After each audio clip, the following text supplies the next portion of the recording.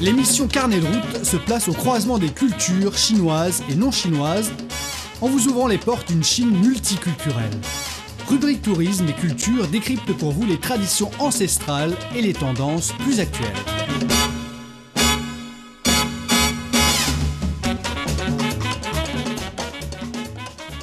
Bonjour à tous et bienvenue dans notre émission Carnet de route. Je suis Manon et aujourd'hui, avec mon collègue Rocco, nous allons aborder un sujet crucial pour tout voyageur. Comment choisir une agence de voyage fiable lorsqu'on souhaite découvrir la Chine? Et bonjour Rocco, merci d'être là pour apporter plus d'éclairage à nos amis auditeurs sur ce sujet. Bonjour cher Manon, bonjour à tous nos auditeurs. Ravi de nous retrouver encore une fois pour partager notre expérience sur ces sujets essentiels. Car choisir la bonne agence peut véritablement faire la différence entre un voyage de rêve et une expérience décevante, voire problématique. C'est effectivement un sujet qui préoccupe beaucoup nos auditeurs. Et bien, Rocco, pourquoi est-il particulièrement important de bien choisir son agence de voyage? Eh bien, Manon, la Chine est un pays fascinant, mais qui présente certains défis pour les voyageurs internationaux. La barrière de la langue est souvent le premier obstacle, car l'anglais n'est pas largement parlé en dehors des grandes villes touristiques. La culture et les coutumes peuvent également être très différentes de ce que nous connaissons. Une bonne agence fait bien plus qu'organiser un itinéraire. Elle sert de pont culturel et linguistique. De plus, Manon, la Chine est immense, avec des sites touristiques parfois très éloignés les uns des autres. La logistique des transports peut être complexe, surtout si vous souhaitez visiter plusieurs régions. Une agence expérimentée saura optimiser votre temps et votre budget tout en vous évitant bien des maux de tête. Ah, ça c'est bien. Mais par où conseilleriez-vous de commencer ces recherches pour trouver une agence fiable? Je recommande de commencer par définir clairement vos attentes et vos besoins. Voulez-vous un circuit classique incluant les sites incontournables comme la Grande Muraille et la Cité interdite? Préfériez-vous des expériences plus authentiques dans des régions moins touristiques? Bien sûr que oui. Êtes-vous intéressé par un thème particulier comme la gastronomie, l'architecture ou la nature? Alors, une fois vos priorités définies, je conseillerais de faire des recherches en ligne, mais d'aller au-delà des simples sites des agences. Consultez le forum de voyage, les groupes Facebook ou d'autres réseaux sociaux dédiés au voyage en Chine. Le récit d'expériences de voyageurs qui sont déjà passés par là sont inestimables. Et Manon, n'hésitez pas non plus à solliciter des recommandations auprès de votre entourage. Un ami qui a déjà fait la Chine avec une agence et en est revenu satisfait constitue souvent la meilleure référence possible. Ok, je résume. D'abord, il faut définir clairement nos attentes et nos besoins. Et ensuite, quel genre de circuit qu'on souhaite avoir. Et puis, on peut faire des recherches en ligne et on peut aussi solliciter des recommandations auprès de nos amis, nos collègues. Rocco, j'ai encore une question. Quels sont les critères concrets pour évaluer la fiabilité d'une agence de voyage? Comment définir si c'est une agence fiable ou pas? Excellent point, Manon. Je dirais qu'il y a plusieurs éléments clés à vérifier. Primo, l'ancienneté et l'expérience de l'agence. Une entreprise établie depuis plusieurs années a généralement fait ses preuves. Alors, vérifiez combien de temps elle opère en Chine spécifiquement, car la connaissance du terrain est cruciale. Deuxièmement, les certifications et affiliations. Pour la Chine, vérifiez si elle a des partenariats avec des organisations touristiques chinoises officielles. Tertio, la transparence est fondamentale. L'agence doit fournir des informations claires et détaillées sur ce qui est inclus et ce qui ne l'est pas dans ces forfaits. Méfiez-vous des prix anormalement bas qui cachent souvent des frais supplémentaires. Et je voudrais ajouter que la réactivité et le professionnalisme dans les communications. Une bonne agence répondra rapidement à nos besoins, à nos questions et prendra le temps d'écouter et comprendre nos besoins spécifiques au lieu de nous presser à payer. Et Rocco, ces critères semblent très pertinents. Et y a-t-il des questions spécifiques que l'on devrait poser à une agence avant de réserver? Absolument. Et voici les questions essentielles à poser. Pour connaître si c'est une bonne ou pas. Voilà. Demandez qui sera d'abord votre guide sur place. Est-ce qu'il parle votre langue? Quel est son niveau d'expérience? Parce que n'oubliez pas maintenant, un bon guide peut véritablement transformer votre expérience, votre séjour, la rendre beaucoup plus agréable. Renseignez-vous sur la taille du groupe. Parce que vous savez que les grands groupes sont parfois moins chers, mais offrent une expérience moins personnalisée et sont souvent plus lents à se déplacer. Parce que la gestion d'un nombre beaucoup plus élevé, c'est toujours compliqué. Ah oui, Et vous voilà. avez raison. Et interrogez l'agence sur sa politique d'annulation et de remboursement. C'est particulièrement important. Il faut toujours avoir en tête les conditions de remboursement, tout ça, et d'annulation, de résiliation des contrats. Demandez des détails précis sur l'hébergement. Les standards peuvent varier considérablement. Enfin, posez-vous la question de savoir comment est-ce que l'agence gère des imprévus. Oui, par exemple, comment réagissent-ils face à des événements inattendus et comme des conditions météorologiques défavorables, des fermetures de sites ou des problèmes de santé. Dans ce cas-là, comment ils vont réagir? Et ces questions sont très judicieuses. Et c'est très important de les poser à l'agence avant de décider. Le prix est effectivement un indicateur important, mais il doit être analysé avec prudence. Un voyage en Chine trop bon marché devrait éveiller vos soupçons. Les circuits à prix cassés reposent souvent sur un modèle économique basé sur les commissions des boutiques de souvenirs. Ce qui signifie que vous risquez de passer une bonne partie de votre temps dans ces magasins plutôt que sur les sites touristiques. Je déteste faire les boutiques. Tout ce que je veux, c'est d'enrichir mes connaissances sur le lieu. Voilà. Parfois, vous êtes dans une agence touristique et à un certain moment, on vous amène dans un mall où il y a des boutiques de luxe. Vous ne savez pas qu'est-ce qu'on est venu faire ici. Plus on achète, Voilà. plus de commissions il va toucher. Acheter, ce n'est pas le problème de l'agence. Acheter, c'est le problème des clients.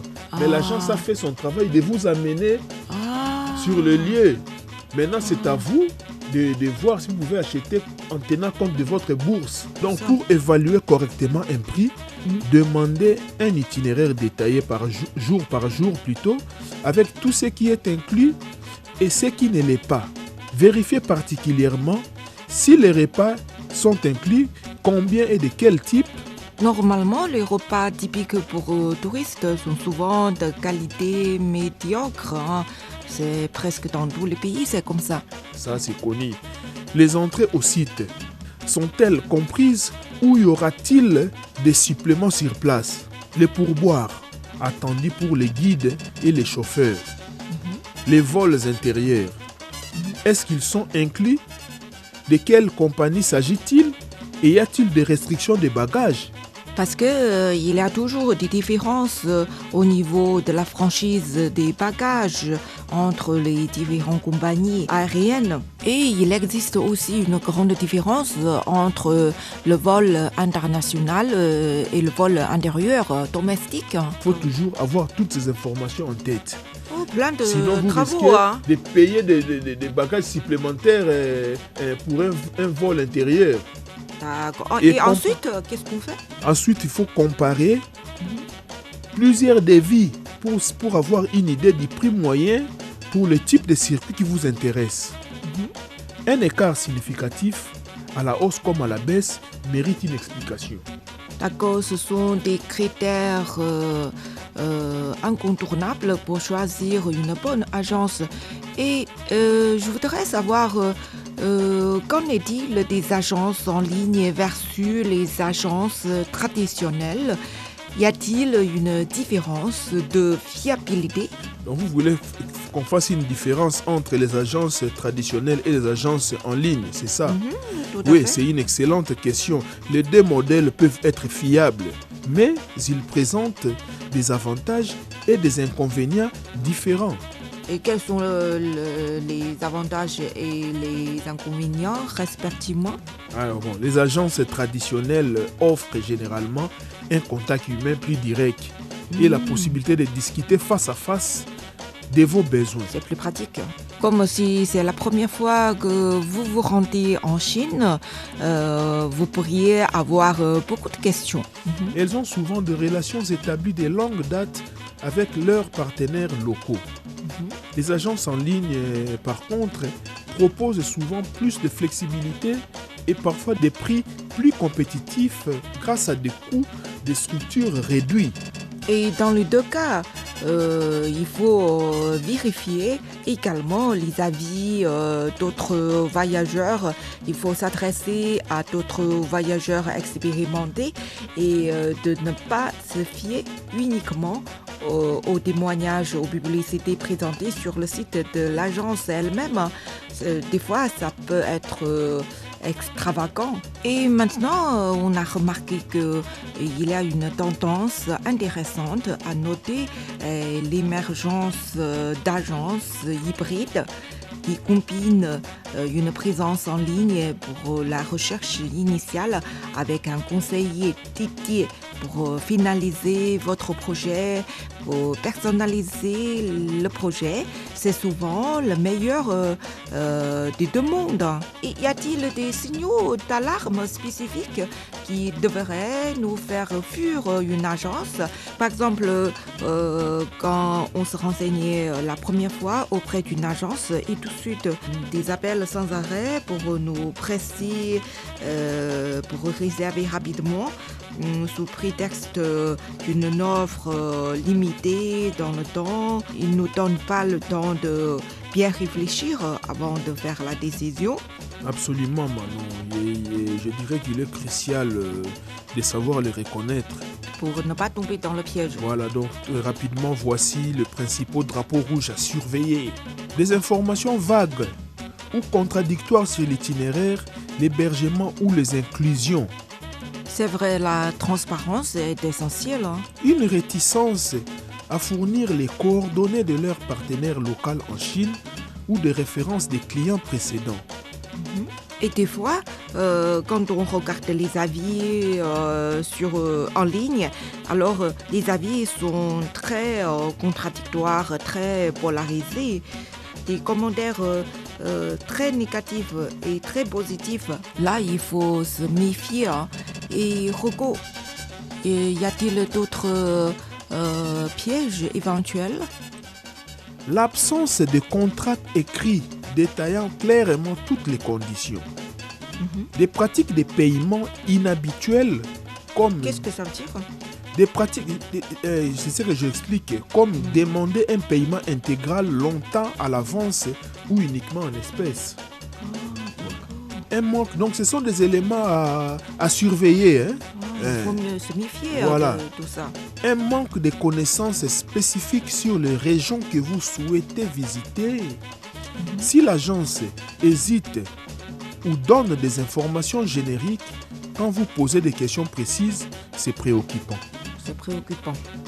Excellent conseil, Rocco. Et pour les voyageurs qui préfèrent une approche plus indépendante, mais qui ne se sentent pas prêts à organiser entièrement leur voyage eux-mêmes, je pense que là, il existe également des solutions intermédiaires. Il existe heureusement des solutions intermédiaires très intéressantes. Beaucoup d'agences propose aujourd'hui des formules semi-guidées. Par exemple, vous pouvez opter pour un circuit où seul le transfert entre villes et l'hébergement sont organisés, vous laissant libre d'explorer chaque destination à votre rythme. Ou vous pourriez choisir d'avoir un guide uniquement pour certaines journées ou certains sites spécifiques.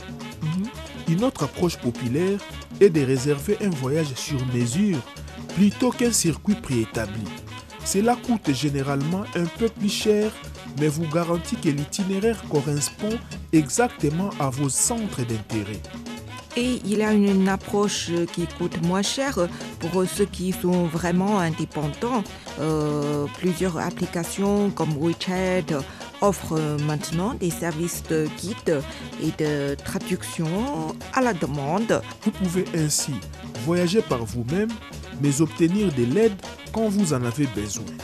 Tout à fait, de l'aide ponctuelle. Et maintenant, permettez-moi d'ajouter un petit bonus pour conclure.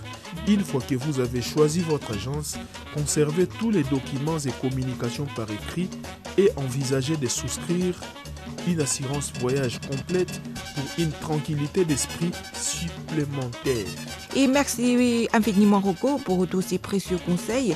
Je suis sûre que nos auditeurs se sentent maintenant beaucoup mieux équipés pour choisir une agence de voyage fiable pour leur prochaine aventure en Chine. Ce fut un plaisir pour moi également. La Chine est une destination extraordinaire qui mérite d'être découverte dans les meilleures conditions possibles. Avec une agence de confiance comme partenaire, les voyageurs peuvent se concentrer sur ce qui compte vraiment, s'immerger dans la riche culture, l'histoire et la beauté naturelle de ces pays fascinants.